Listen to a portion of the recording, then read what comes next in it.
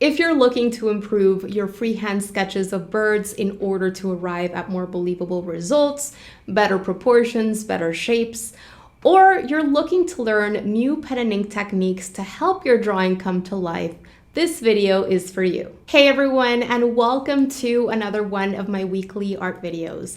I hope you're having an amazing day wherever you are in the world, and thanks so much for joining me on this one. In today's tutorial, I am taking you through my full process step by step for this mixed media macaw piece. I've broken it by process into 4 phases.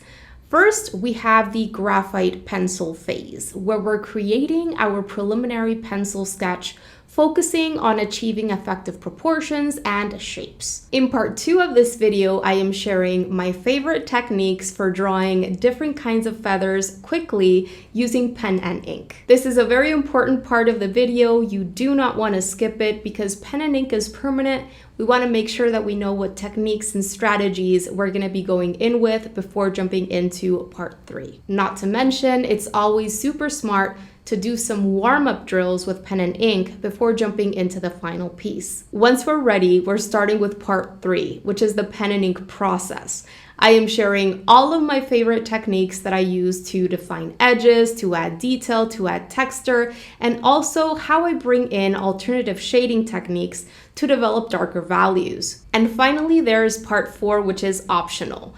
We're bringing in gouache to paint our background, and you can use whichever color you prefer for this.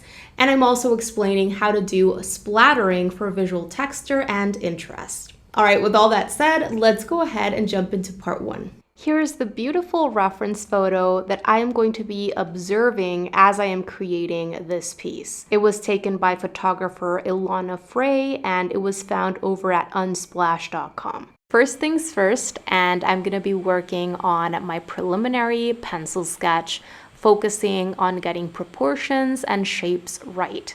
I'm not going to be adding too much detail to this drawing because I'm going to be developing most of the detail and texture using my pen and ink, but I do want to make sure that I have arrived at believable shapes and proportions before moving on to my pen and ink process, because pen and ink is, of course, permanent. I am using an HB drawing pencil, and I am drawing lightly so that I can erase mistakes and continue refining my drawing as I go.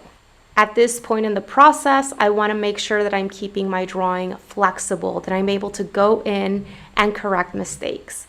I am drawing straight on my bristle board, but if you are just getting started on your journey with drawing, or maybe you've never drawn birds before, I would recommend creating your preliminary sketch on a separate sheet of drawing paper or a sketchbook, and then transferring your drawing onto your final substrate so that you can avoid erasing too much on the paper that you're going to be using for your final piece, or even damaging this paper. The method that I am using to draw this bird is exactly the same method that I use to draw pretty much anything. I make my way from large shapes toward smaller shapes, or from general toward specific. And I was just focusing on getting in those main angle changes created by that outer silhouette. I am also simplifying everything that I see into basic shapes. As you can see, I am using straight lines and more angular, blocky shapes. I'm not going in and trying to create perfect curves or anything like that. I'll be doing that later when I refine my drawing. I was also focusing on getting in the length to width ratio of this larger shape right before moving forward.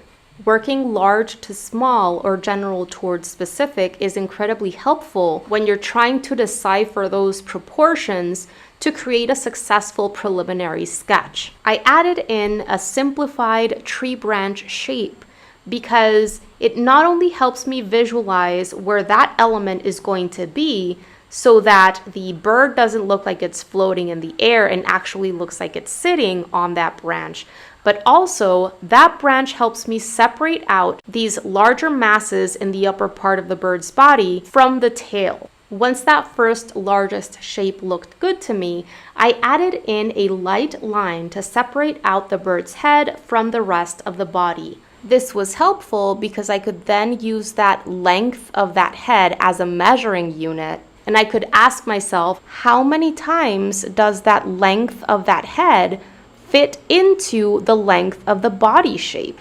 This constant comparing of the widths versus lengths of different shapes that I'm adding in is going to help me start getting those proportions in.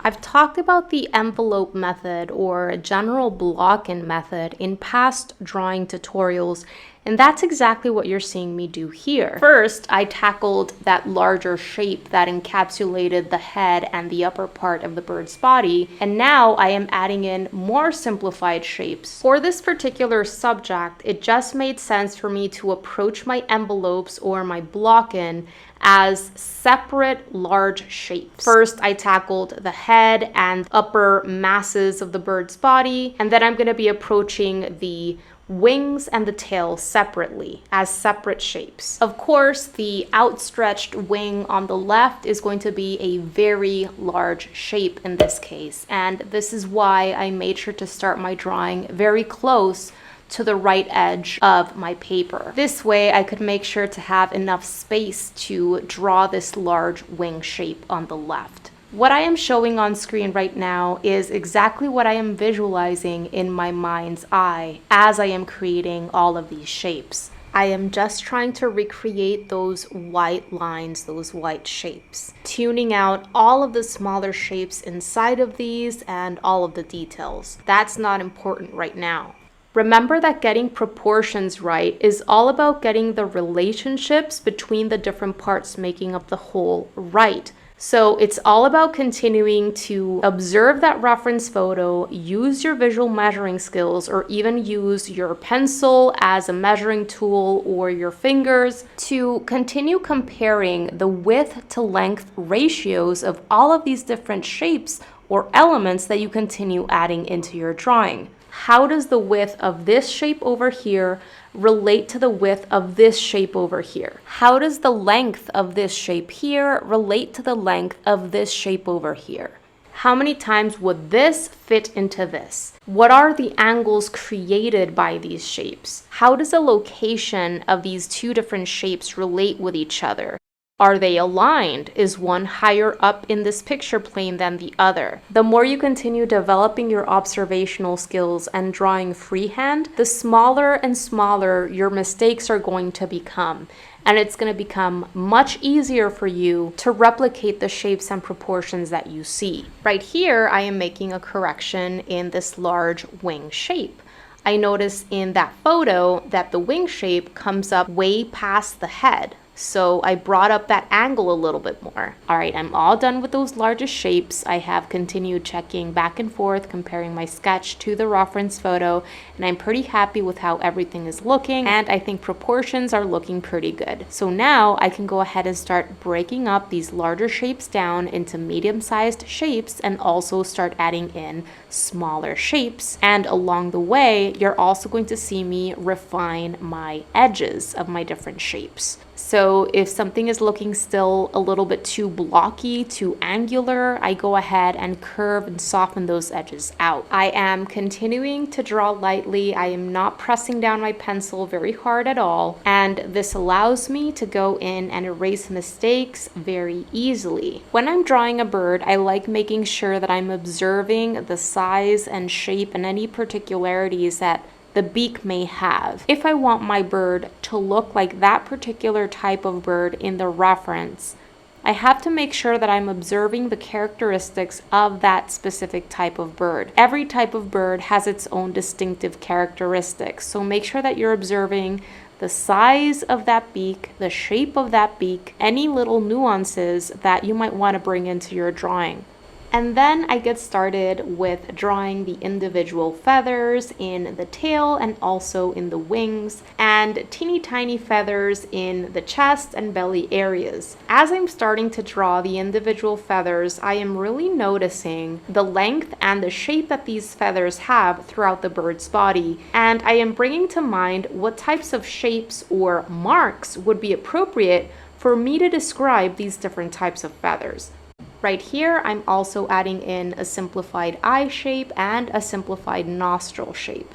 I make sure to observe that reference photo and notice where the eye shape and the nostril shape are inside of that head shape and in relation with other elements around them. And when it comes to adding in individual feathers, I like observing the reference photo and acknowledging how many different types of feathers the particular bird has, or at least how many different types of feathers am I able to see from this angle, this vantage point. Right here, you can see me separate out this large outstretched wing into 3 separate areas because I see 3 different types of feathers in this wing. I see a section at the top with teeny tiny feathers, then a section in the middle where the feathers are kind of medium sized, and then the section at the bottom has larger, longer feathers. Breaking up this large wing shape into 3 separate sections that I'm then going to be breaking up into individual feathers is incredibly helpful.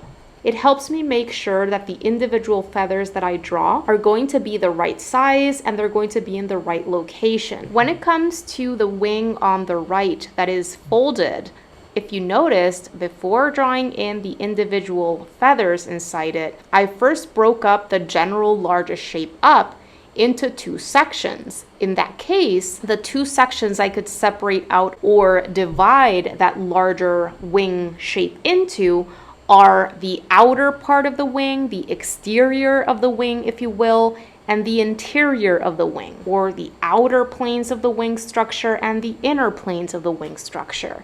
And once I had made sense of that, I then started adding in little feather shapes. So it all goes back to that idea of working large to small, general towards specific, making sense of the general before moving into the smaller details and textures. For the folded wing on the right, I was a lot looser with my creation of my individual feathers, but I did make sure to add in smaller feathers at the top where I saw them in that reference photo, and medium-sized in the middle and longer feathers at the bottom. With this outstretched wing though, I'm being a lot more deliberate and actually counting feathers present in that reference photo so that I can get a similar amount of feathers in my drawing, give or take 1 or 2 feathers, especially in the middle section and the section at the bottom where the larger feathers are. As I'm drawing, especially these larger feathers, I like making sure that I'm understanding which feather shape is on top of which. So I continue observing that reference photo as I am drawing these shapes. I make sure to get in that sense of overlap, and later on I'm going to be erasing those lines or sections of shapes that I no longer need. I am done drawing all of the larger feathers in the wings and also the tail, which the tail really just had 2 different feather lengths. It has shorter feathers at the top and longer feathers at the bottom.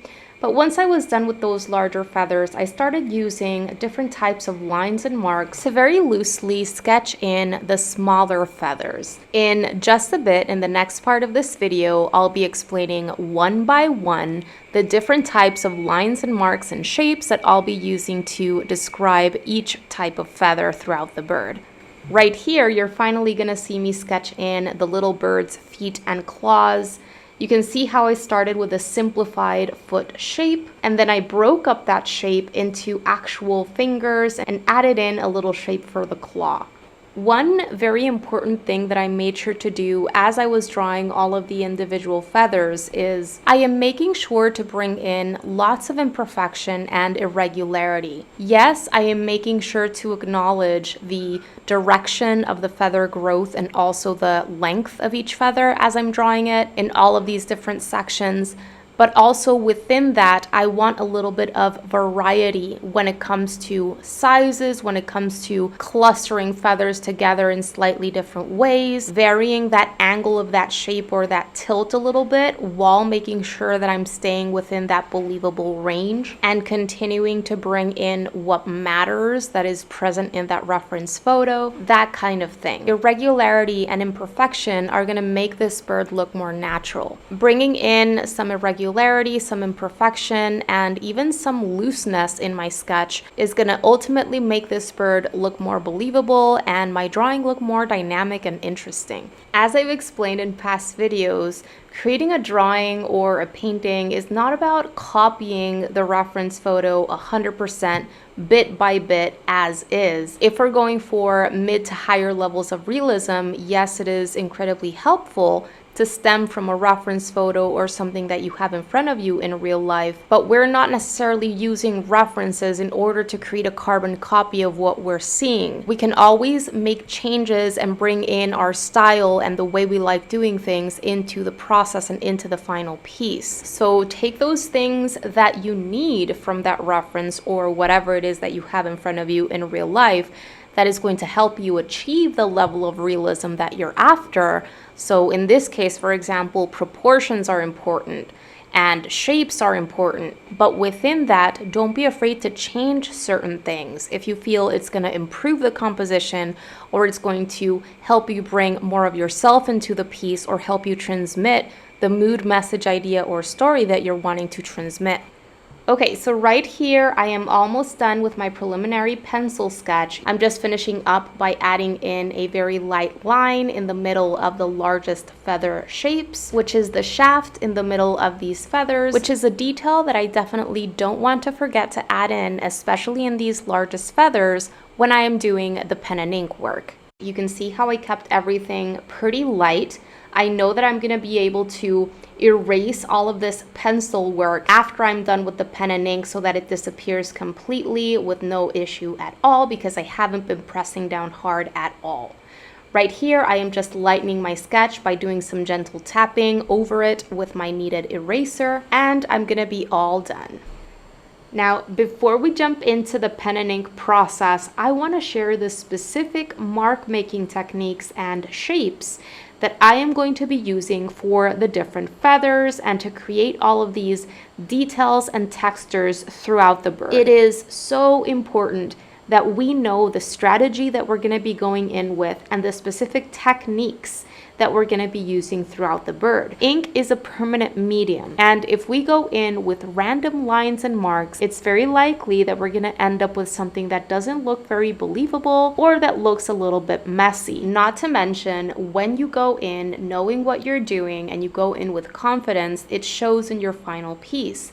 And when it comes to working with pen and ink, you want to be able to keep it moving, keep it flowing. You don't want to get stuck in any single area or work too slowly, because that will lead to things such as stop and start marks, that will lead to stiffness, that will lead to flatness. Just a little bit of prep work and practice work really goes a long way. All right, so before jumping into my explanation of these specific techniques that I'm going to be using with my pen and ink, I do want to mention that when you are adding in any of these feathers, it's super important that you always bring to mind the direction of the feather's growth and its length. Remember that these things change throughout the bird's body, and remember to keep observing the reference. The teeny tiny feathers that I'm going to be adding throughout the bird are just little marks that I am creating through a flicking motion. This quick flicking motion helps me create tapered marks, meaning the place where I started that mark is a little bit thicker or even looks a little bit darker than the end of that mark. The end of that mark looks a little bit thinner and lighter, and doing quick flicking motions allows me to do this. Notice how these little lines or marks are not super straight. Most of them have a slight curve to them, and this is important so that they don't look too stiff. I also made sure to cluster them together in different ways. The first type of mark is going to be used throughout the bird's head, also in some areas throughout the chest and belly, throughout the edges of the bird's body, and in little sections where I want to add some more detail and texture, but I don't want to draw a full feather shape. Moving on to the second type of feather that I'm going to be using in this bird, and these are also small feathers that I'm going to be adding in throughout the chest and belly areas especially. Even though these are also lines and not shapes, for those of you who are not aware, the the difference between a line and a shape is that a line is open and a shape is closed. So these are still lines that I'm creating. However, even though these are also lines, visually they create more of a shape than, say, the first type of mark where I just lay down one single mark. Because in this one, I'm creating an overall kind of fan shape visually, a downwards fan, of course. And then within that kind of fan shape, I create a lot of irregularity with more lines and marks, especially along the bottom edge of that quote-unquote shape. If you observe that photo closely, especially the chest and belly areas, you're going to be able to see some small feathers that kind of look like this. Moving on to the third technique that I'm going to be using to draw my individual feathers throughout the bird. And this is similar to the last one in terms of it's a line because I'm not deliberately closing a shape, but it also visually creates more of a shape when you compare it to the first, which is just one single stroke. These are going to be used in the top section of the outstretched wing, where I have the smaller feathers.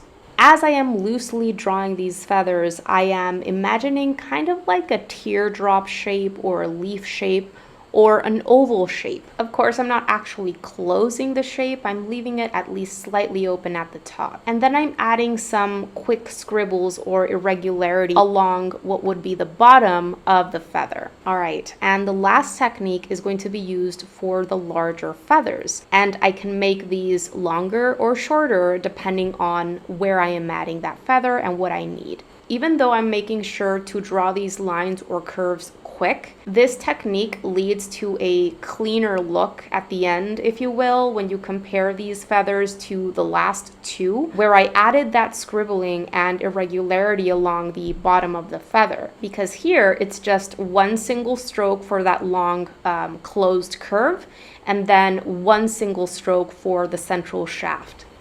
This technique is going to be used in the larger feathers, in the bird's tail, and also in the middle and bottom of the outstretched wing. And in the wing that is folded, I'm going to use a combo of a couple of these, but I'm going to be adding in these lines, these shapes, these feathers in more of a simplified way. Because since the wing is folded, we can't see too much of the individual feathers, and there is no need to overly describe things in this wing. And with that, it's time to get started with the pen and ink process. I get started with the beak, which is not textured at all, so I can just go in and trace over my pencil work with smooth lines. This said, I approached tracing over my pencil work in sections.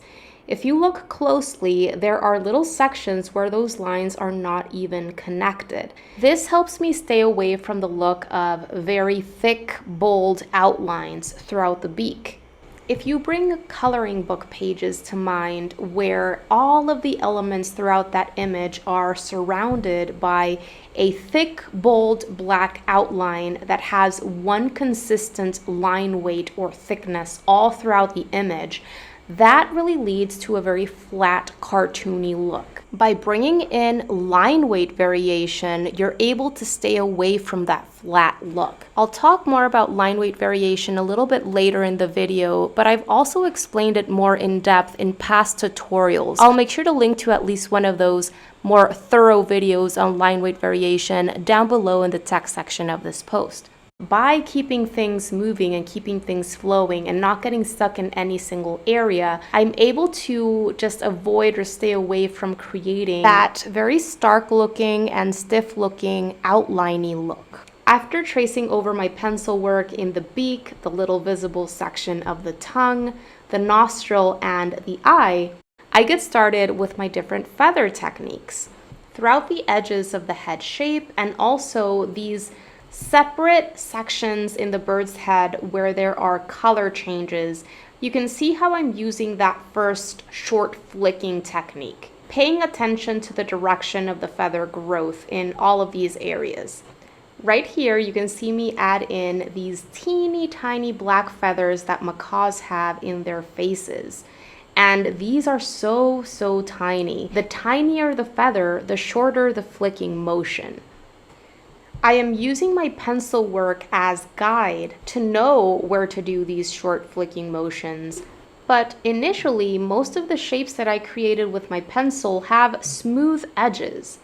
And when something has a specific texture to it, like feather texture, I don't want to go in and just create smooth lines with my pen and ink over that pencil work. I want to make sure that those edges communicate the type of texture inside of the bird as well. Creating a regularity along those edges of those shapes is very important in order to communicate that texture in a believable way. You can't have lots of texture inside of the subject and have smooth edges. Same thing when you are drawing something that has hair or fur in it. Those edges have to be irregular. They have to communicate the texture inside of the subject.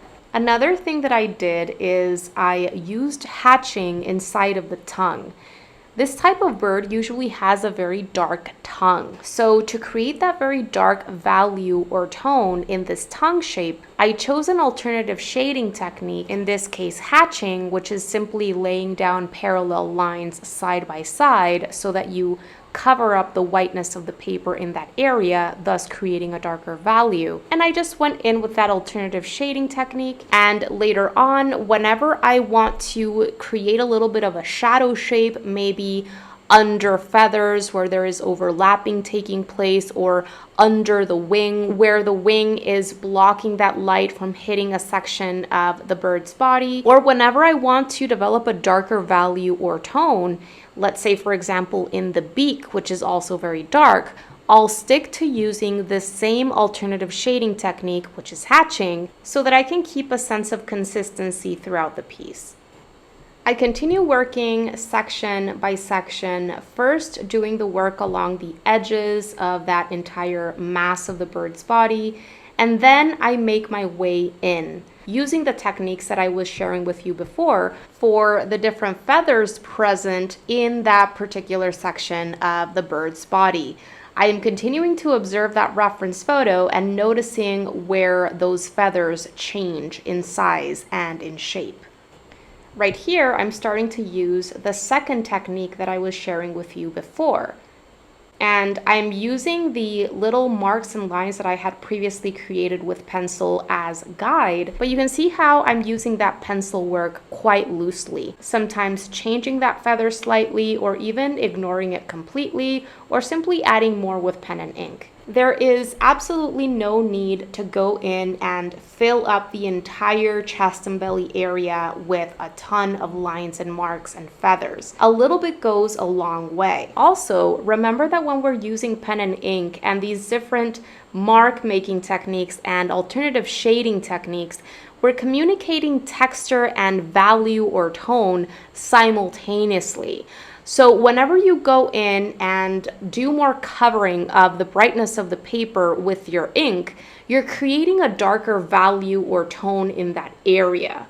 So I like bringing to mind the different colors present throughout that bird. The chest and belly areas are yellow. Yellow is a pretty light color. So if I go in with a ton of lines and marks and cover up too much of that brightness of the paper, then I'm going to be developing a darker value, a darker tone. Whereas in the darker sections of the bird's body, I can go in and cover up more of that paper. For example, in the section with small black feathers right below the beak and below the face, I can go in with more of that flicking motion and those little lines in that area to communicate that those feathers in that specific place are dark feathers. It's important not to go overboard with the amount of lines and marks and shapes that we start adding in. When it comes to working with pen and ink, it's very easy to just keep adding and adding and adding, but oftentimes less is more. Finally, I'm working on these larger feathers in the middle and bottom section of this outstretched wing. And you can see how for many of these, I'm going in with one quick line, one quick stroke, and adding in that central shaft. I am not doing this for every single feather, just some. I also use the third technique for drawing feathers that I shared with you before in the top part of this outstretched wing.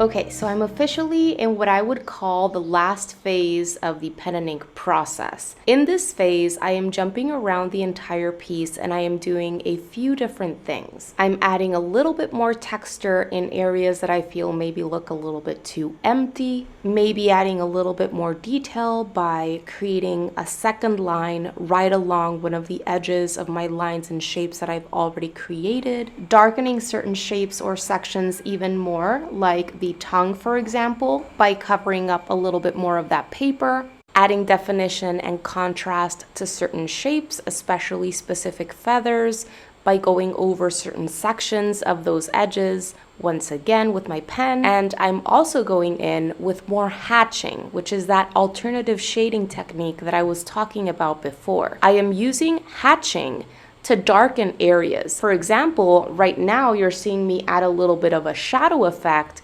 in areas throughout the bird's body where there would be shadow because of overlapping feathers, creating a little cast shadow on the feather underneath, or to the right or to the left, or along the left edge of the folded wing where that wing is blocking that light from hitting sections of its body. And I'm also using hatching to darken the bird's beak, which is pretty dark. So as I said before, hatching is simply when you go in and create straight parallel lines. These lines can go off at any angle. It doesn't have to be any specific angle. And there has to be a level of consistency in the group of lines that you lay down. And what I mean by this is once you pick an angle, keep going at that angle. Keep your lines parallel. And also keep that distance between your lines as similar as possible within that group of lines. The closer your lines are to each other, the more paper you're going to be covering up, and you're going to be developing an even darker value. The farther apart your lines are, the more paper is going to be left shining through, which leads to a lighter value. So do have that in mind. Right here, you can see me go over some of these feather shapes, and I'm just going over a few. I just want to make some of these pop out to the viewer by creating a heavier visual line weight along these shapes. I am being careful though. I'm just going in with one single motion, one single stroke, because if I go over these shapes with multiple lines, that can lead to a messy look. But as you can see, by going over certain feathers, these feathers kind of pop out to the viewer more. And the reason this is because I create a heavier visual line weight in those feathers. All of a sudden, that line that is creating that shape becomes thicker and bolder. And that has a heavier visual line weight than lines that are thinner and lighter. And this variety in line weights really creates more interest in the drawing. It creates more depth. Line weight variation is such an important thing to learn about and to practice intentionally if you're wanting to increase your skills with pen and ink. Through incorporating a variety of line weights in your pen and ink pieces, your drawings are going to end up looking a lot more interesting and a lot more dynamic.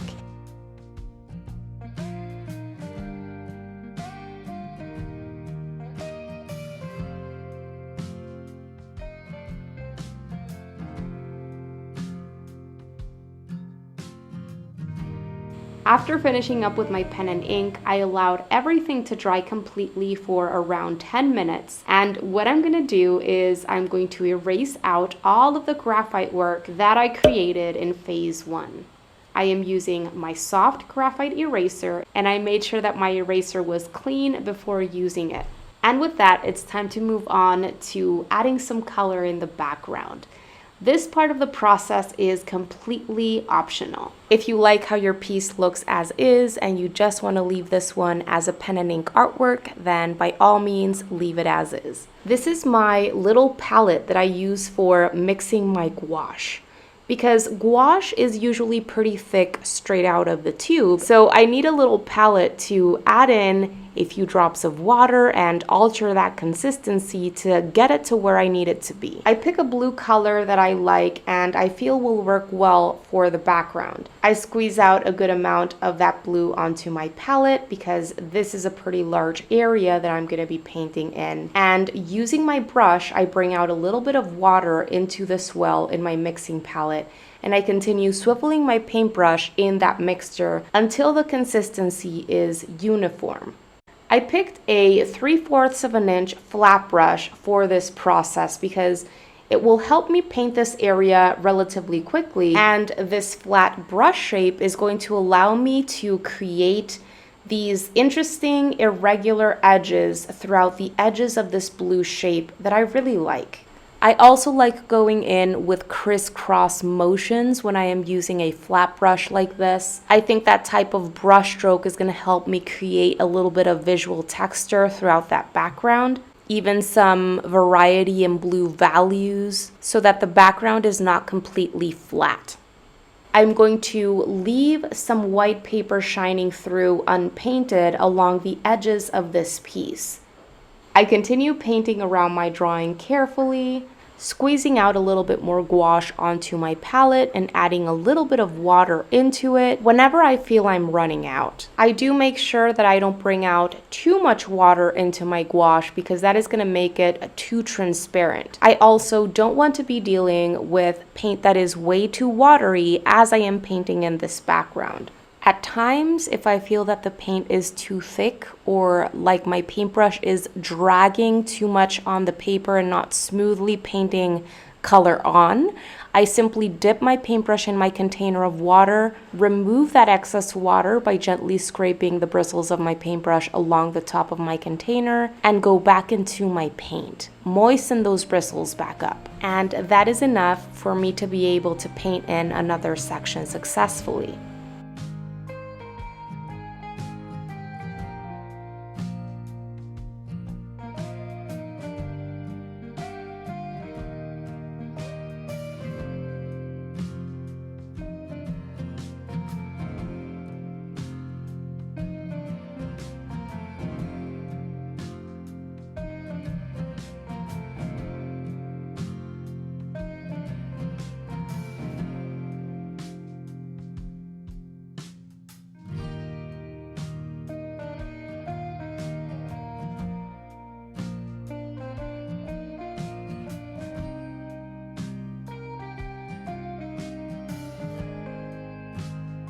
Okay, so I'm all done with painting that blue background, and all that is left is I'm going to be doing some splattering using white gouache. For this, I changed to a size 8 round brush. Just like the flat brush that I was using before, this is a cheaper multimedia brush that I am using. The bristles are synthetic and they have a good snap, which is going to help me do my splattering. I squeeze out some permanent white gouache onto my little palette, add in a few drops of water, swivel my paintbrush in that paint until I have a uniform mixture, load up a good amount of paint in my paintbrush, and use the index finger of my left hand to do some flicking.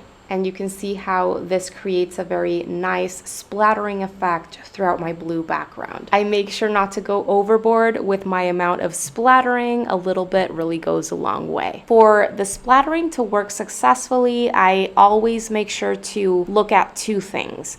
I make sure to bring in a synthetic brush that has a good snap to it. Otherwise, if the bristles are super soft, they're not going to snap back, and that's not going to help you do splattering. And the second thing is the consistency of your paint needs to be at the right place. It cannot be too watery that the paint is super transparent and then you do your splattering and you see nothing at all. But it cannot be so thick that when you're doing your flicking with your finger, no paint gets splattered on your piece. So you have to find that right consistency, not too watery and not too thick. What I always recommend, if you have any doubt, is try to get that consistency that you need and then do some test runs on a scrap piece of paper just to see if the splattering is coming out the way that you want it, and then go ahead and add it to your piece.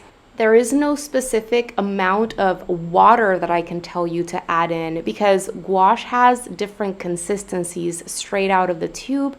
And not only this, but it tends to become thicker over time. All right, you guys, that is gonna do it for today's video. I really hope that you enjoyed it and that you found it helpful.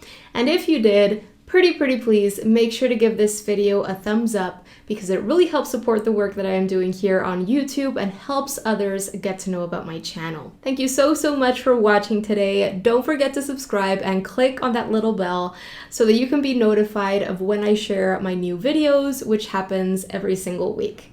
Have a beautiful rest of the day and see you soon. Bye guys.